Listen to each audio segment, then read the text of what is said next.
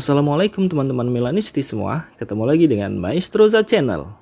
Sebelum nonton video-video kita, jangan lupa untuk di subscribe dan tonton videonya sampai habis ya, supaya Maestroza bisa terus semangat berbagi info tentang klub kesayangan kita, AC Milan. 2 tahun evolusi lini tengah AC Milan. AC Milan mengalami evolusi komposisi pemain di lini tengah dalam 2 musim terakhir. Milan harus kehilangan 4 pemain kunci saat mereka meraih Scudetto Serie A musim 2021-2022 dan mencari komposisi baru. AC Milan tampil sangat solid di Serie A pada musim itu. Milan hanya 4 kali kalah dan meraih gelar Scudetto. Ketika itu, Rossoneri punya komposisi yang kuat di lini tengah. Pelatih Stefano Pioli memiliki Frank Kessie dan Sandro Tonali sebagai pivot. Di depan mereka ada Brahim Diaz yang tampil apik. Sebagai pelapis masih ada Ismail Benacer dan Rade Krunic. Namun begitu, musim 2021-2022 usai, satu persatu pemain itu hengkang dari Milan dan Kessie jadi pemain pertama yang hengkang dan evolusi segera terjadi. Frank Kessie meninggalkan Milan pada awal musim 2022-2023. Kessie pindah ke Barcelona dengan status bebas transfer. Milan memilih untuk tidak mencari penggantinya. Mereka maksimalkan potensi pemain yang sudah ada. Pada awal musim 2023-2024, Milan melepas 2 pilar kunci di lini tengah. Sandro Tonali dijual ke Newcastle. Milan harus menjual Tonali karena butuh uang untuk memuluskan rencana mereka di bursa transfer. Selain Tonali, Milan juga ditinggal Brahim Diaz. Milan harus melepas Diaz karena masa peminjamannya sudah berakhir. Diaz harus kembali ke Real Madrid. Selain itu, Milan juga harus melepas Rade Krunic ke Fenerbahce. AC Milan sejatinya sejak lama menyiapkan skenario evolusi di lini tengah. Yacine Adli dan Tommaso Pobega disiapkan untuk jadi pemain kunci. Mereka disekolahkan di klub lain dan diharapkan kembali dengan level lebih tinggi. Milan juga bekerja di bursa transfer. Pada awal musim 2023-2024 ini, Milan membeli 3 gelandang sekaligus. Pioli membangun ulang lini tengah Milan dengan pemain baru. AC Milan membeli Tijani Reinders dari AZ Alkmaar, Ruben Loftus-Cheek dari Chelsea dan Yunus Musa dari Valencia. Harga beli 3 pemain tersebut tidak lebih mahal dibanding harga jual Sandro Tonali ke Newcastle United. 2 tahun setelah Scudetto Serie A, AC Milan memang belum dalam performa yang stabil. Milan masih kesulitan bersaing dengan Inter untuk gelar Scudetto. Akan tetapi, evolusi di lini tengah sedang berjalan. Stefano Pioli kini sudah mendapatkan trio baru di lini tengah. Tijani Reinders dan Musa jadi pengganti duet Tonali dan Kessie. Sedangkan Ruben Loftus-Cheek secara mengejutkan mampu mengisi peran trequartista dan melengkapi komposisi di lini tengah AC Milan.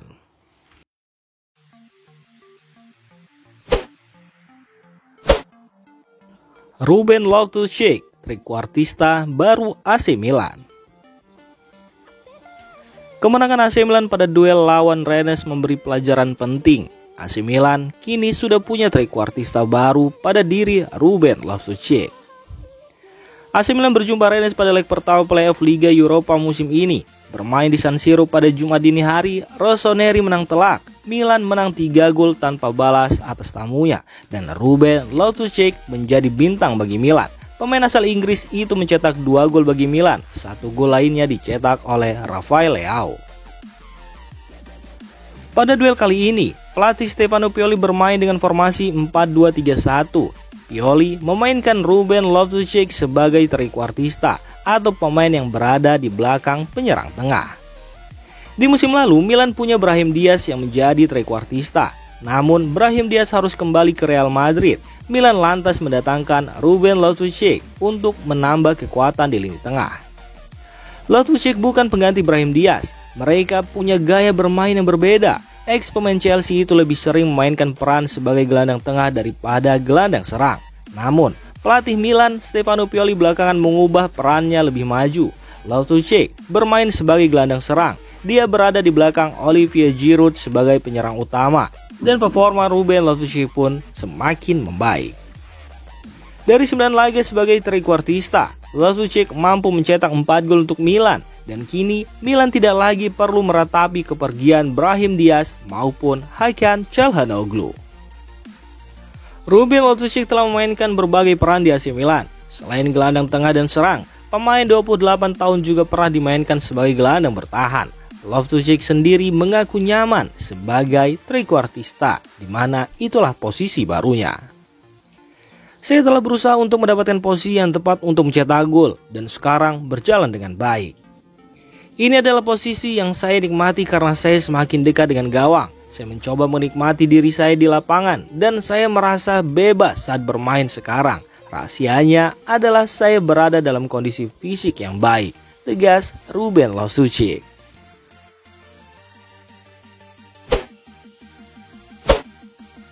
Peningkatan drastis performa Matteo Gabbia.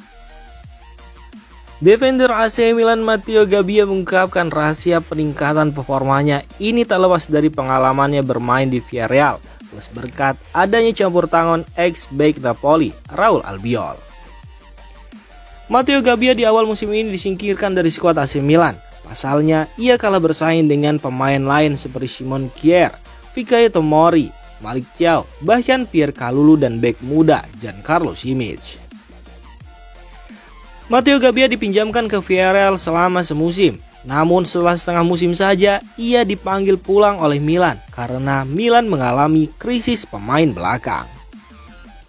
Meski hanya setengah musim pergi dari Milan, performa Gabbia meningkat drastis. Stefano Pioli pun tak ragu untuk terus memainkannya di jantung pertahanan Rossoneri. Selain itu, penampilan Matteo Gabbia pun mendapat banyak pujian dari fans AC Milan. Tak sedikit fans yang membandingkan dirinya dengan legenda Rossoneri, Alessandro Nesta. Gabbia lantas ditanya apakah pengalaman bermain di Villarreal membantunya menjadi pemain yang lebih baik. Ia pun mengakui bahwa bermain di Spanyol itu sangat mempengaruhi performanya sekarang ini. Ini adalah pertama kalinya saya pergi ke negara lain. Itu adalah perubahan yang penting.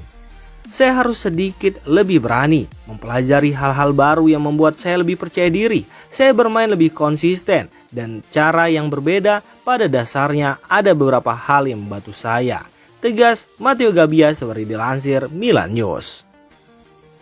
Selama di Villarreal, Matteo Gabbia bertemu dengan Raul Albiol. Sebelumnya Albiol juga pernah bermain di Italia bersama Napoli. Gabbia pun sering mendapat bantuan dari Albiol. Hal tersebut juga salah satu faktor yang membuat pemain 24 tahun ini tampil ciamik di AC Milan saat ini.